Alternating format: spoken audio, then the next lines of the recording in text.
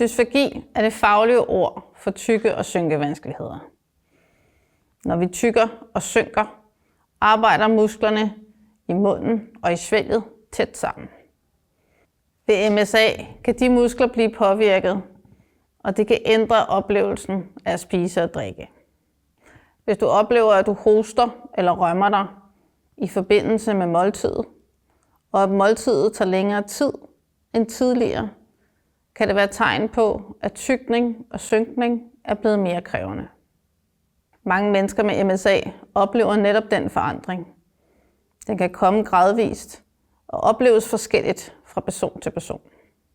Som ergoterapeut kan jeg hjælpe med at undersøge, hvordan tykning og synkning fungerer for netop dig. Vi kigger på bearbejdningstiden i munden af kost og væske og vurderer risikoen for fejlsynkning, der kan føre til lungebetændelse. Små justeringer kan gøre en stor forskel. For eksempel roligt tempo, små mundfulde, øget opmærksomhed under tykning og synkning, uden at tale imens.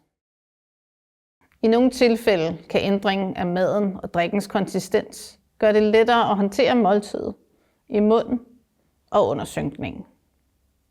For mange betyder det, at måltidet bliver mere overskueligt, mere sikkert og giver en større nydelse. Målet er at støtte dig i at fortsætte at spise og drikke, så det føles trygt og giver dig den bedste madoplevelse.